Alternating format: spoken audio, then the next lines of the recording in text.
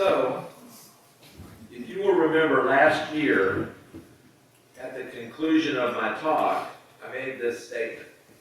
To remember that polio anywhere is a threat to children everywhere. That's a very appropriate statement for what happened last year. So, anytime I do this talk, I try to avoid numbers because numbers can be kind of boring. So I try to put together a talk that involves stories. Okay? You remember 2 years ago we talked about Rotary Plus and what the plus in Rotary Plus was. We talked about a gentleman who was a farmer who had suffered polio and was unable to get to the store to get feed for his animals. And he developed a way of building a trike that he could use, and then he actually developed a business out of it with money from Rotary. Rotary also has served in educational programs across the world to help reach areas of the country with education about the prevention of the spread of polio and also the vaccination leg of this mission.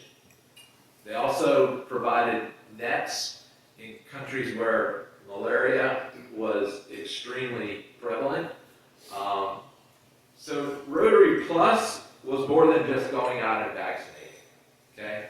Last year, we talked, and I'm just quickly reviewing, we talked about the things that were preventing us from closing that gap of being just this close. You remember that campaign where we had all these celebrities that had this just this close? That's what they called it. Well, we're still just this close. And so I spent last year's talk discussing why we haven't been able to close that gap. A lot of the reason we hadn't been able to close that gap was educational. It was due to the fact that women were looked at in these countries as less important. So female children were not receiving vaccines. Female mothers were not receiving education to let them know why it was important for them to get vaccinations for their children. And then there's the whole geopolitical issue where the war in Afghanistan was literally blocking efforts in that area. And we had to withdraw from Afghanistan, which kind of exacerbated that situation. There's a lot going on in the world that was kind of negatively impacting our ability to shut down or continue to reach these endemic areas, which to this day, Afghanistan and Pakistan are the two countries where polio is still listed as an endemic condition. That being said, I want to ask you a question. So, my dad, when I was young, always had a thing that, he said, son, he said, to know where you're going, you have to know where you've been. And I always kind of questioned that statement, but he always brought that back to me. To know where I'm going in life, I had to know where I've been. And what he was saying was, you have to know your history. You have to know the history of wherever you're heading, what you want to do, you have to know the history of what you're trying to accomplish.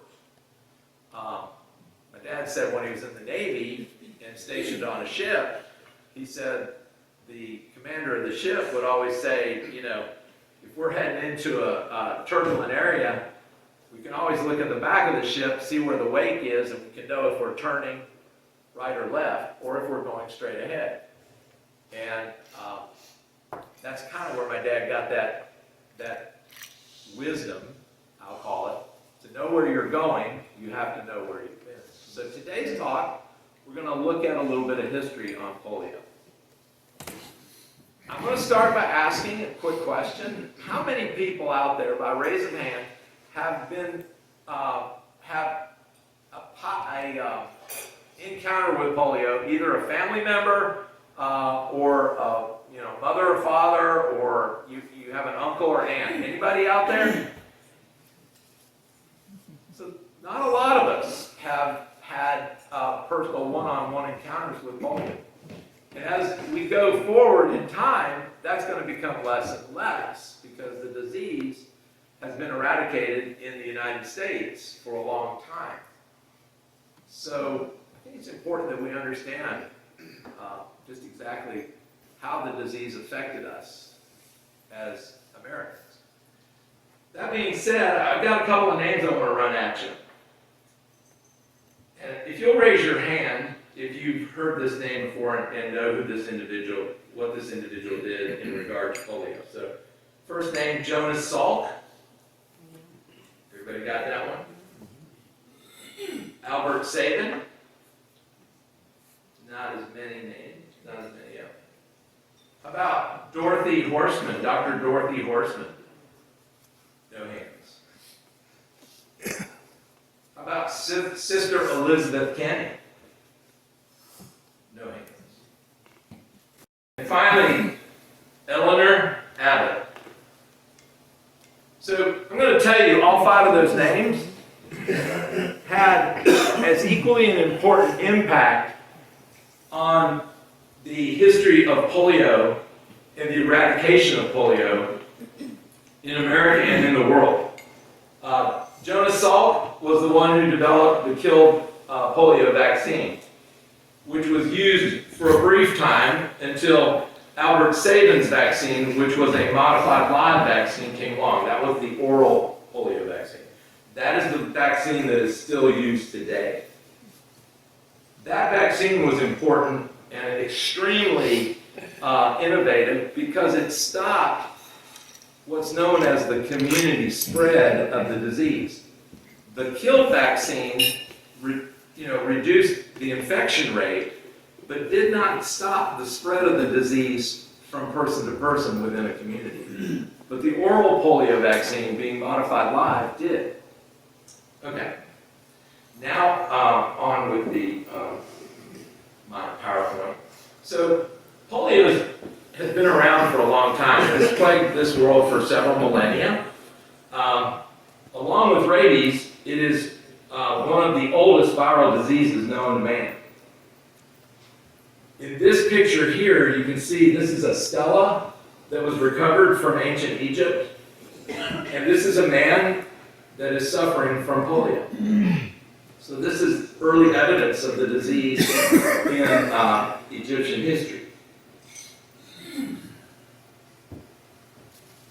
I want us to understand what polio is so we know what we're dealing with. Anybody who's had polio will understand this, but if we've not, or not had a personal encounter with an individual, we won't. Polio is an intestinal infection that is spread through contact. I know you're going to love to hear this right after lunch with fecal waste. Sorry. It was known as infantile paralysis in the early days. The unique thing about polio is that only 1 in 100,000 infected showed the neurologic signs, such as muscle wasting, cramping, severe pain. I wrote the word pain, but the pain, I guess, is intense. These folks that are suffering from the disease were suffering pretty badly when it came to the muscle cramping. And then paralysis. This last line, bulbar polio, was a form of the disease that affected the muscles of the diaphragm and almost always was fatal because patients with this disease lost their ability to breathe. This picture was taken in 2000. No, I'm kidding. This is from the 1940s. This is a ward full of this thing called an iron lung. Anybody heard of an iron lung before? So this was your early respirator. This is how patients were treated that were having difficulty breathing. Post-World War II, America was just starting a new battle. By the mid-20th century, polio was a most feared disease in the United States. The incidence of the disease from 1940 to 44 was 8 in 100,000. It rose to 16 in 100,000 between 45 and 49. Rose again to 25 in 100,000 by 1950 to 1954. And it peaked in 1952. Now the vaccine did not go into public use until 1953.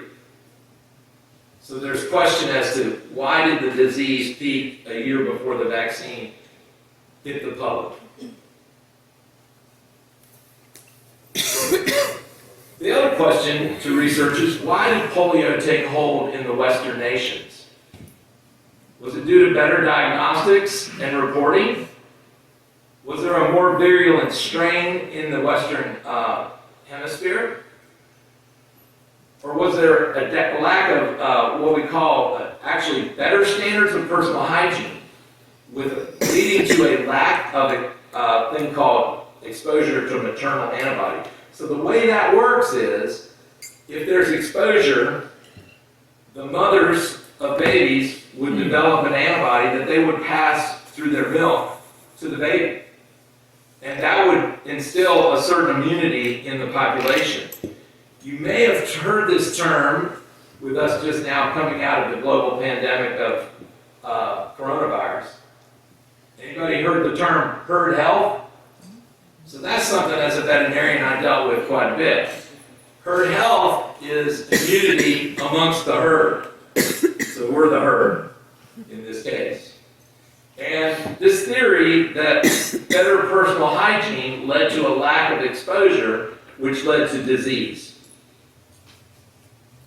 So in the 40s and 50s, this is what social distancing looked like. This was a placard that was put out. Children were told not to mix with new groups. They were told not to get overexerted. They were told not to get chilled. They were also told to wash their hands. Does that look familiar to you? Very similar to what we went through with COVID. The March of Dimes was a national foundation, is also known as the National Foundation for Infantile Paralysis. And I know we know the March of Dimes. I'm sure we've all contributed to it through the years. Their mission was to develop a vaccine to protect the public from polio. In their early research, they determined that there were only 3 types of polio. They were labeled type 1, type 2, and type 3. That's pretty scientific. But the importance of that research was they knew with there not being a large amount of subvariants, a vaccine could be produced to protect the American public and the world in general. However, in order to make a vaccine, one question remained.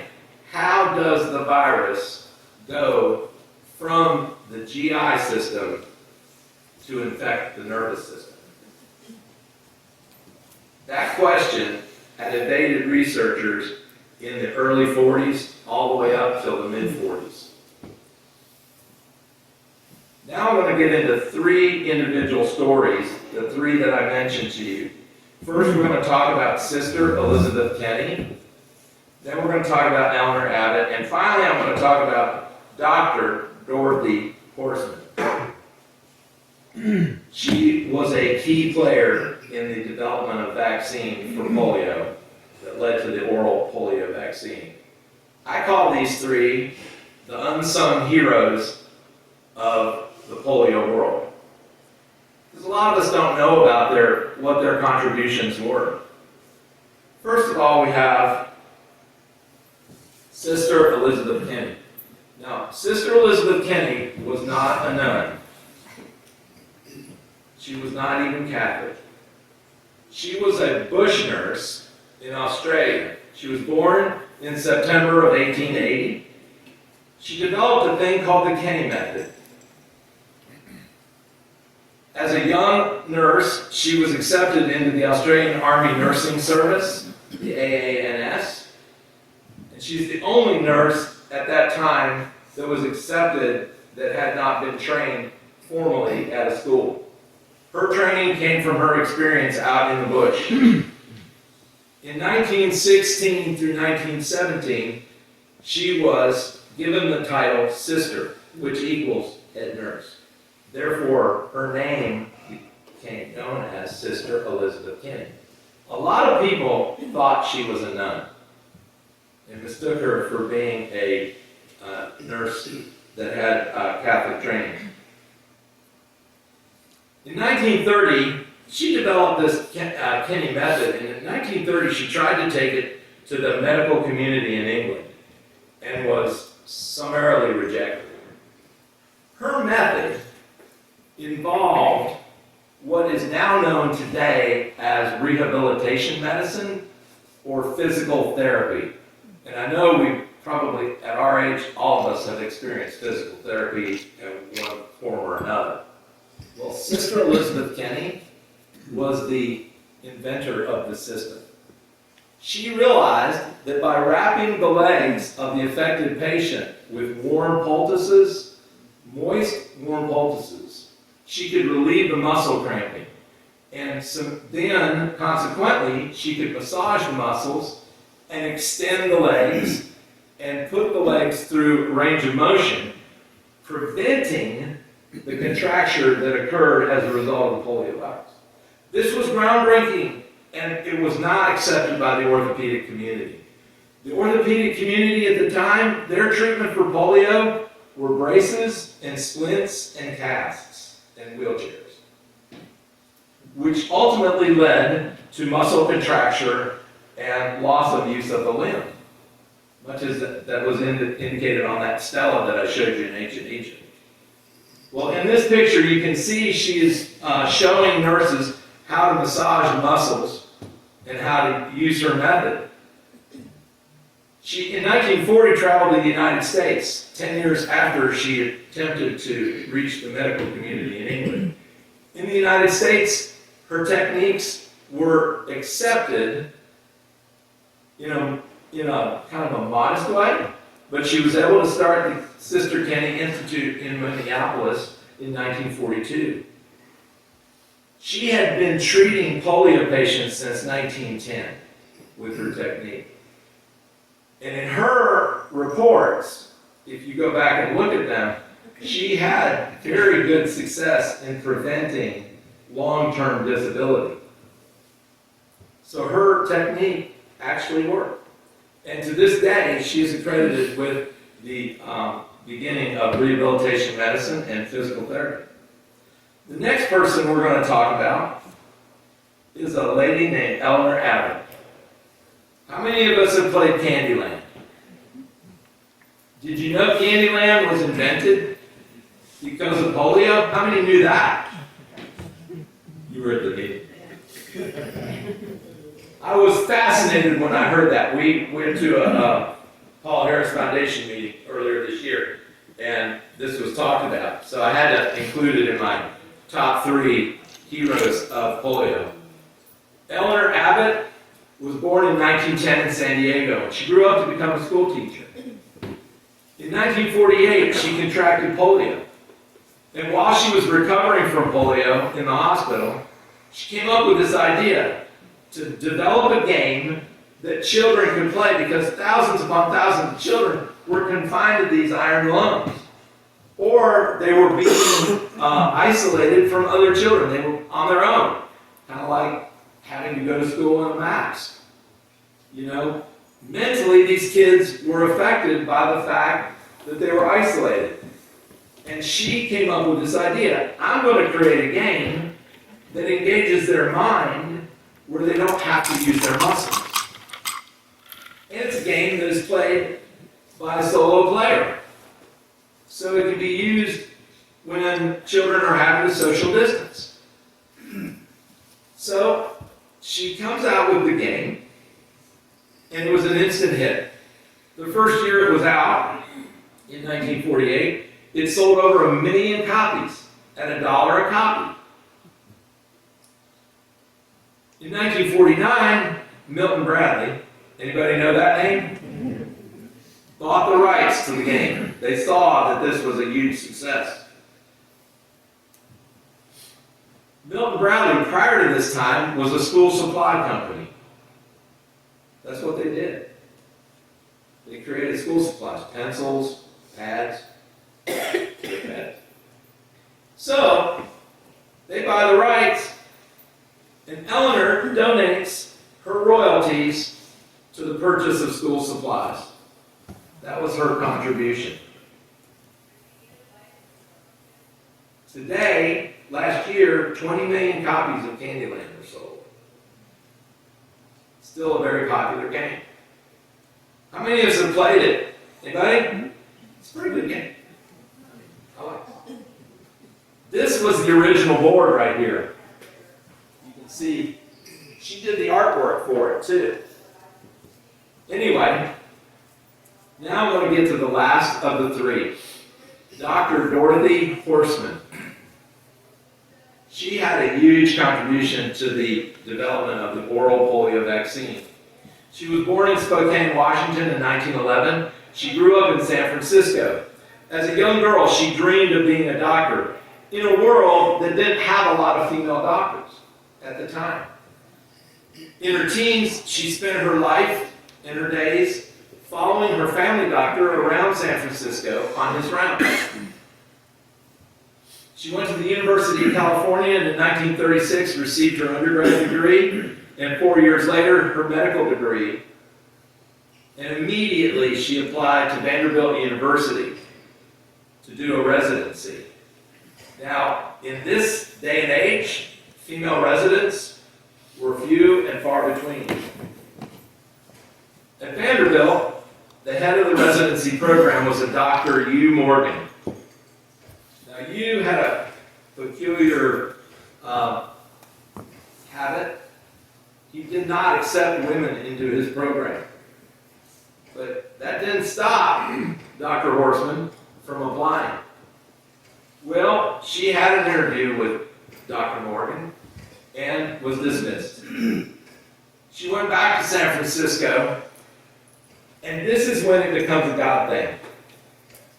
She was this close to going into private practice and giving up her dream of research when a letter arrived at her house. The letter was from Dr. U. Morgan, asking her if she was still available and interested in the residency at Vanderbilt University. Now, the backstory on this was, Dr. Morgan sent the letter to a Dr. Horseman, not Dr. Dorothy Horseman. He had forgotten that she was a woman.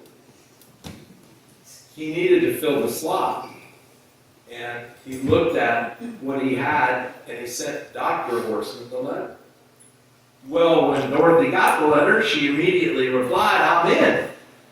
And when she showed up, Yu was humiliated. As a matter of fact, from accounts from his office, he almost blew a blood vessel. Because he had no way out. He'd accepted her. But it was a God thing. Because as she went through her residency program, Dr. Horseman and Dr. Morgan became very good friends. He even recommended her to her postdoctoral fellowship at Yale University, where she hoped to study under John R. Paul, who was the co-founder of the Yale Polio Study Unit. Now, Dr. Paul had a long pedigree. He was the man to be with if you wanted to research polio. Unfortunately, when Dr. Horseman arrived for her interview, Dr. Paul was out in the field, thousands of miles away, studying polio cases in the field.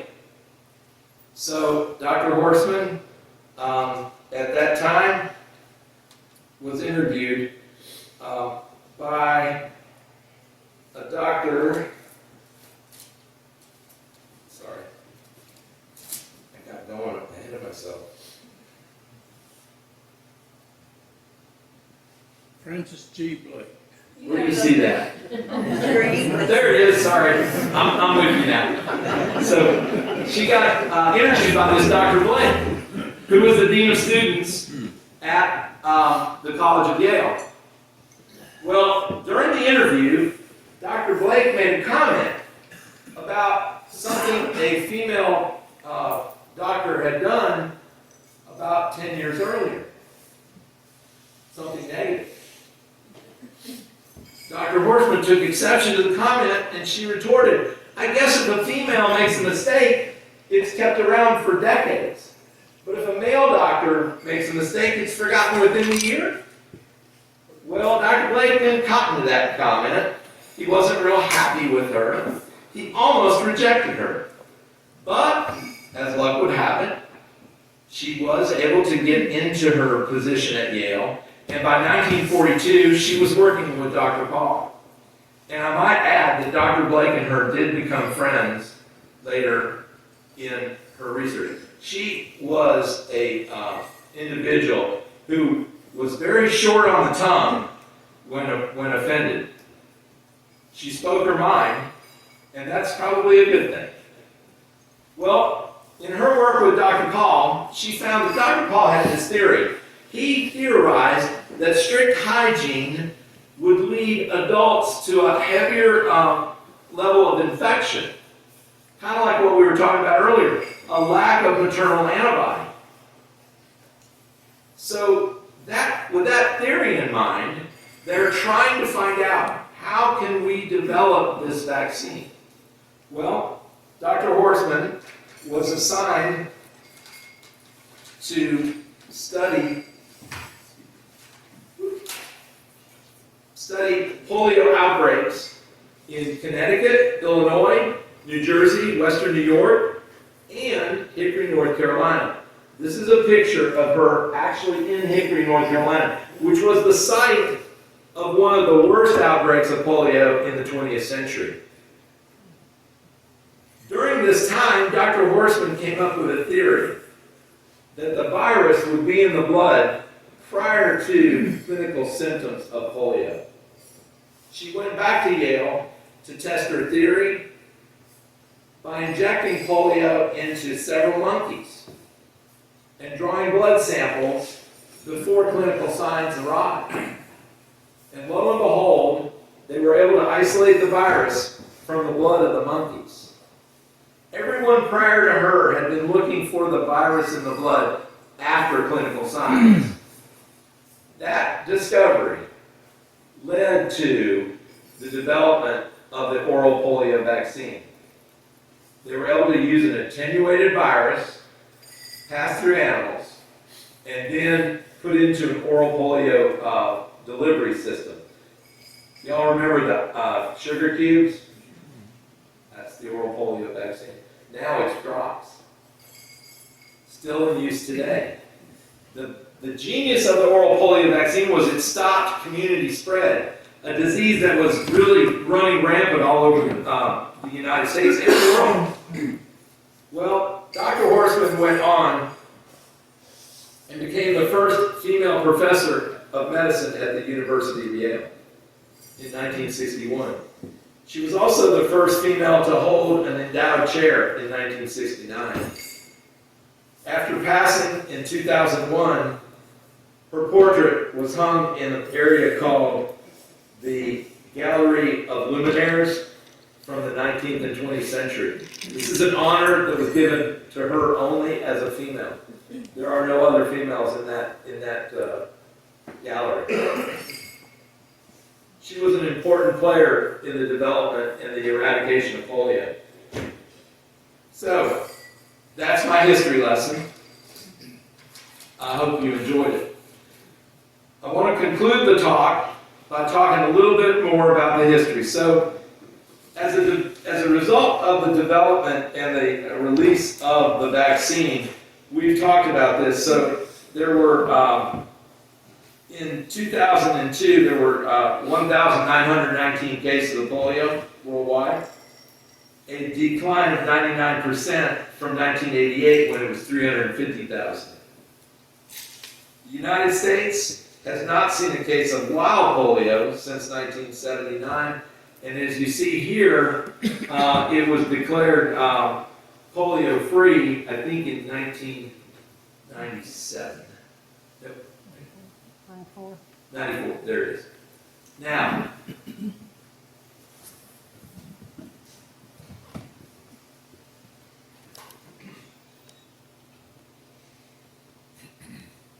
last year, we looked at what happened in 2022. I don't know if you're aware of this or not, but there was a case of polio in America this year. You remember it being reported? It was in New York. That was vaccine-derived polio. It was not a case of wild polio, and there's a difference. However, it is still polio, and it is still indicative of things not being as good as they could be. If you remember that statement I made at the beginning, a child with polio anywhere can be a danger to a child everywhere. And this proved out this past year. So in 2022, Afghanistan had 2 cases of wild polio virus reported in August. The total number of wild polio the year before was 4. Total number of vaccine-derived polio cases remained at 43. Pakistan had a huge increase in wild polio virus, up to 20 cases in 2022. There was a drop, that was an increase from 1 case reported in 2021. Now here's where the hitch is. I call it the hitch in the Gideon. Mozambique reported 8 cases of wild polio virus last year. That had not happened. As a matter of fact, Africa had been declared free of polio several years earlier. Now, if you'll remember last year, I talked about the global response team. Well, what the global response team does is they send the eradication initiative in, they start vaccinating, they start covering that area as quickly as they can. They start to monitor the wastewater on a daily basis for polio virus. Just like they're monitoring wastewater for coronavirus, they're monitoring wastewater for this polio virus in these areas. Now, it was found that the cases in Mozambique were genomically sequenced and traced back to a strain circulating in Pakistan. However, the Rapid Response Team, the Mozambique government, the GPEI, the African Rapid Response Team, and the Global Polio Lab Network all came in there, and this year, so far, there have been no new cases. That's as of January 11th. If you'll see this year, there have been no new cases of wild polio or vaccine-derived polio as of January 11th in Afghanistan. In Pakistan, there have been no new cases, which is a good start to the year. This Mozambique issue is troubling. The World Health Organization has now declared sub-Saharan Africa as considered a high-risk country area due to the large-scale population migration. So, if you go in this area, make sure you are protected. This being said, what time is it? Oh gosh, I went long. Sorry, I'm done. This being said, the case in New York was traced back to a genomic sequence in London and Jerusalem, which is an area, two large-scale city areas that have a high incidence of the polio virus in the wastewater, but no reported cases. So that's where we are. The last thing I wanted to say was, as a club, last year we donated $9,000 to polio eradication. The Bill and Melinda Gates Foundation went ahead and extended their 2-for-1 match up to $50 million a year for 3 years. So if we do $50 million They'll do 100 million, so it's a total of 450 million over the next 3 years. And please remember, polio anywhere is a threat to children everywhere. Thank you. Remember our World Polio meal in October. Make sure you take part.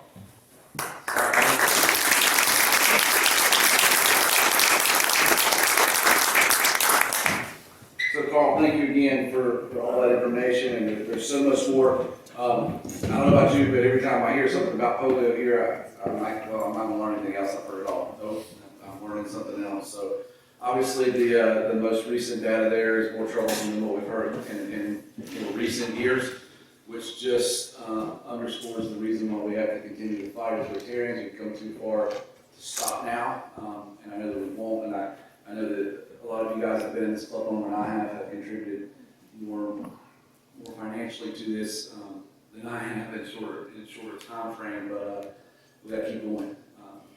And I still believe that we will get there, and I know you do as well. So, Karl, thank you very much.